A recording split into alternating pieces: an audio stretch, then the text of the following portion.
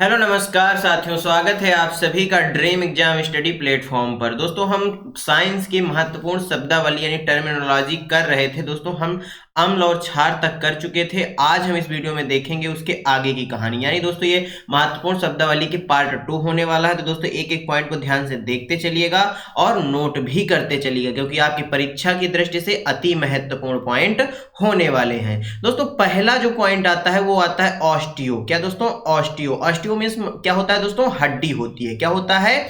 हड्डी। और दोस्तों जो हड्डियों का अध्ययन है वह क्या कहलाता है? ऑस्टियोलॉजी कहलाता है। हड्डियों का अध्ययन क्या कहलाता है दोस्तों? ऑस्टियोलॉजी कहलाता है। दोस्तों हड्डी को कमजोर करने वाले कुछ रोग होते हैं जिनके बारे में हम चर्चा करेंगे। दोस्तों हड्डी को जो कमजोर करने वाले रोग होते हैं वह विटामिन डी की कमी से होते हैं। किसकी कमी से होते हैं दोस्तों? विटामिन डी की कमी से होते हैं। याद रखिएगा, आपसे यदि क्वेश्चन पूछ लेता है कि बताइए किस विटामिन की कमी से बच्चों में रिकेट्स और वयस्कों में ऑस्टियोमलेसिया रोग होता है, तो दोस्तों विटामिन डी की कमी से होता है। हमें विटामिन डी प्राप्त कहां से होता है दोस्तों? तो विटामिन डी हमें सूर्य से प्राप्त होता है। कहां से दोस्तों?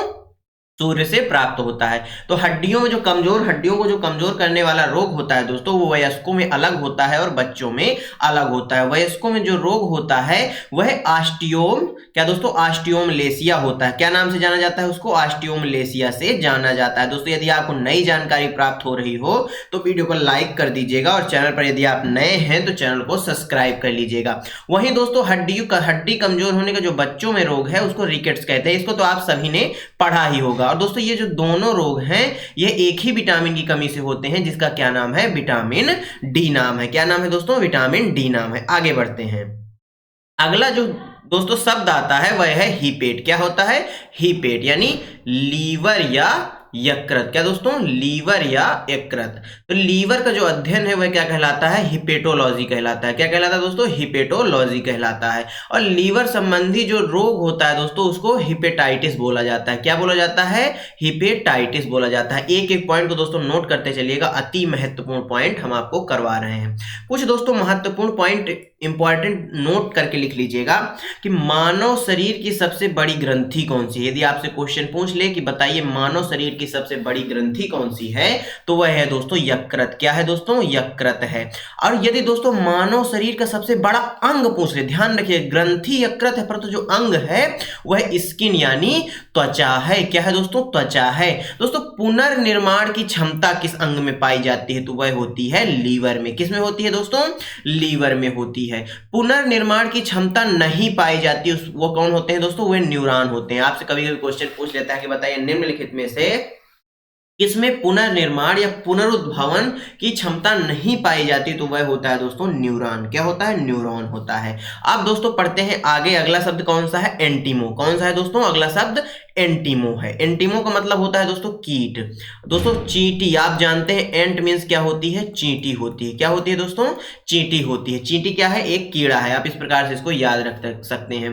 तो कीटों का जो अध्ययन है वह क्या कहलाता है? एंटीमोलॉजी कहलाता है। क्या कहलाता है दोस्तों? एंटीमोलॉजी कहलाता है। अगला शब्द है दोस्तों ल्यूको। क्या है? ल्यूको। ल्यूको मीन्स दोस्तों क्या होता है? सफेद या व्हाइट। क्या होता है? सफेद या व्हाइट। ल्यूकोसाइट्स क्या होता है दोस्तों? सफेद रक्त कणिकाएं होती हैं। ल्यूकोसाइट्स क्या किसको कहा जाता है दोस्तों? सफेद रक्त कणिकाएं यानी जो WBC होती हैं उनको ल्यूकोसाइट्स भी कहा जाता है। क्या कहा जाता है? ल्यूकोसाइट्स कहा जाता है। इससे संबंधित दोस्तों रोग जो है ल्यूकेमिया। पहला रोग कौन सा है? ल्यूकेमिया रोग है। इस रोग में दोस्तों क्या होता है? WBC अत्यधिक मात्रा में वृद्धि होने लगती है। जो दोस्तों हमारे शरीर में जो व्हाइट ब्लड कार्पस होते हैं या व्हाइट ब्लड जो सेल्स होते हैं उनमें अत्यधिक मात्रा में क्या होने लगती है? वृद्धि होने लगती है, यानी असीमित वृद्धि होने लगती है, जिसको दोस्तों क्या कह दिया जाता है? रक्त कैंसर कह दिया जाता है। क्या कह दिया जाता है? रक्त कैंसर या ब्लड कैंसर कह दिया जाता है, जिसको क्या बोला जाता है? ल्यूकेमिया बोला जाता है। चलिए दोस्तों आगे बढ़ते हैं। अगला है दोस्तों क्रायो। क्रायो ये एक महत्वपूर्ण दोस्तों फिजिक्स का एक पॉइंट है, ये महत्वपूर्ण। तो क्रायो का जो मतलब होता है दोस्तों वह होता है अति न्यून ताप यानी वेरी लो टेम्परेचर। जो दोस्तों क्रायोजेनिक होता है वह अति न्यून ताप पर काम करने वाला इंजन होता है। आपसे क्वेश्चन पूछ लेगा कि बताइए क्रायोजेनिक इंजन किस ताप पर काम करता है? तो अति न्यून ताप पर काम करता है। इस इंजन में दोस्तों ईंधन क्या उपयोग किया जाता है? तो H2 और ऑक्सीजन लिक्विड फॉर्म में दोनों का उपयोग किया जाता है। किसमें दोस्तों? लिक्विड फॉर्म में दोनों का उपयोग किया जाता है। दोस्तों जो हाल ही में चंद्रयान 3 भेजा गया था, कब भेजा गया था? 14 जुलाई को भेजा गया था। इसमें दोस्तों यही इंजन लगा हुआ था, याद रखिएगा। अगला पॉइंट है दोस्तों पायरो। क्या है दोस्तों? पायरो। पायरो का जो अर्थ होता है वह होता है अत्यधिक तापमान, यानी वेरी हाई टेम्परेचर। पायरोमीटर क्या होता है दोस्तों? अत्यधिक तापमान को मापने का जो यंत्र होता है उसको पायरोमीटर कहा जाता है। पायरेक्स कांच, दोस्तों ये बेहद ही इंपॉर्टेंट पॉइंट है। यदि नई जानकारी प्राप्त हो रही हो दोस्तों तो चैनल को सब्सक्राइब, वीडियो को लाइक कर दीजिएगा। पायरेक्स कांच, दोस्तों पायरेक्स कांच क्या होता है? लैब में प्रयोग होने वाला कांच होता है। आपसे क्वेश्चन पूछ लेता है कि लैब में प्रयोग होने वाला कांच कौन सा है, तो दोस्तों पायरेक्स कांच है। कौन सा है? पायरेक्स कांच है। अत्यधिक तापमान को यह कांच क्या कर सकता है? सह सकता है। अत्यधिक तापमान का सहन कर सकता है। कौन दोस्तों? पायरेक्स जो कांच है यह अत्यधिक तापमान को सहन कर सकता है। अगला है दोस्तों एंड्रो। क्या है दोस्तों? एंड्रो। एंड्रो का मतलब होता है पुरुष। क्या होता है? पुरुष, यानी मेल। दोस्तों एक होता है एंड्रॉयड। क्या होता है? एंड्रॉयड एक ऐसा सॉफ्टवेयर होता है दोस्तों जो आप और मेरे हमारे सबके मोबाइल में होता है, उसको एंड्रॉयड बोला जाता है। दोस्तों एंड्रो शब्द से हम यहाँ क्या पढ़ने वाले हैं? एंड्रोजन। क्या पढ़ने वाले हैं? एंड्रोजन। एंड्रोजन क्या होता है दोस्तों? पुरुष में पाए जाने वाला सेक्स हार्मोन होता है, जिसको दोस्तों टेस्टोस्टेरोन भी बोला जाता है। क्या बोला जाता है? टेस्टोस्टेरोन भी कहा जाता है। इसका दूसरा नाम क्या है दोस्तों? एंड्रोजन है, याद रखिएगा। एंड्रोसियम। एंड्रोसियम क्या होता है? जिसको दोस्तों पुमंग बोला जाता है। आपने पुमंग तो खूब पढ़ा होगा, लेकिन एंड्रोसियम आप नया पढ़ रहे होंगे। तो दोस्तों फूल में जो नर जनन अंग होता है जिसको दोस्तों पुमंग कहा जाता है, उसी का एक नाम है एंड्रोसियम। यदि क्वेश्चन आपसे पूछ लेता है कि बताइए एंड्रोसियम क्या है, तो दोस्तों आपके तोते उड़ जाएंगे। लेकिन वहीं पर यदि आपसे पूछ लेता है कि पुमंग क्या है, तो आप सभी जानते हैं कि जो फूल में नर जनन अंग होता है उसको पुमंग कहा जाता है। तो दोस्तों आगे से याद रखिएगा, जो पुमंग है उसी को एंड्रोसियम भी बोला जाता है। अगला दोस्तों जो शब्द है गाइनो। क्या है दोस्तों? गाइनो। इस गाइनो शब्द का संबंध दोस्तों महिला से है। किससे है? महिला से, यानी फीमेल से है। गाइनोसियम यानी फूल का मादा जनन अंग, जिसको जायांग भी कहा जाता है। क्या दोस्तों? फूल का जो मादा जनन अंग होता है जिसको जायांग कहते हैं, उसको गाइनोसियम भी कहा जाता है, याद रखिएगा। अगला शब्द है दोस्तों राइनो। क्या है दोस्तों? राइनो। इसको दोस्तों राइनो का मतलब होता है नाक, यानी एक सींग वाला गेंडा। आपने देखा होगा, उसको राइनो बोला जाता है। तो दोस्तों राइनो वायरस जुकाम का वायरस होता है। केवल इतनी सी जानकारी हमको देनी थी कि राइनो वायरस जुकाम का वायरस होता है। आपसे कभी कभी क्वेश्चन पूछ लेता है कि बताइए कौन सा वायरस जो है जुकाम का वायरस होता है, तो वह होता है दोस्तों, कौन सा होता है? राइनो वायरस होता है। ऑफ्थेल्म। क्या दोस्तों? ऑफ्थेल्म। ये क्या होता है? ये दोस्तों इसका मतलब आंख से होता है। तो आंखों का अध्ययन क्या कहलाता है? ऑफ्थेल्मोलॉजी। क्या दोस्तों? ऑफ्थेल्मोलॉजी होता है आंखों का अध्ययन। दोस्तों इंपॉर्टेंट है आंखों का अध्ययन।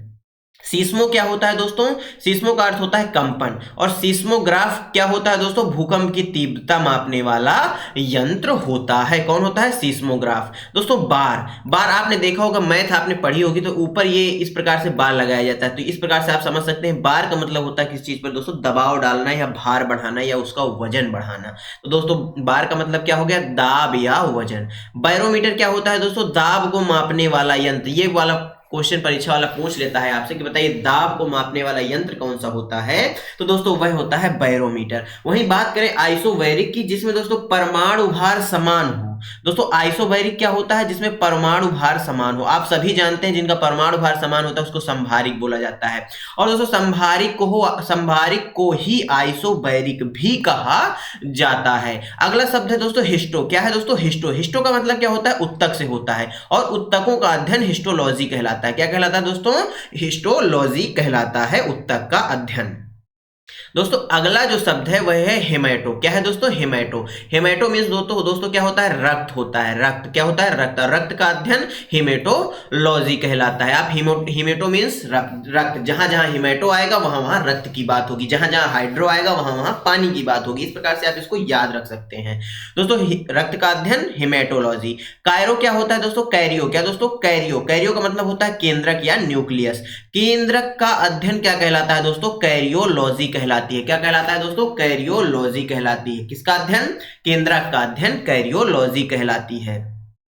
दोस्तों धन्यवाद आप सभी का हमारे साथ बने रहने के लिए। दोस्तों आज की इस क्लास में यहीं तक। दोस्तों हमने महत्वपूर्ण जो शब्दावली थी साइंस की, या यूं कहें जीव विज्ञान की, बायोलॉजी की दोस्तों, उसको हमने कंप्लीट कर लिया है। दोस्तों अगली क्लास में हम सेल पढ़ेंगे। क्या पढ़ेंगे दोस्तों? सेल यानी कोशिका पढ़ेंगे। क्या पढ़ेंगे दोस्तों?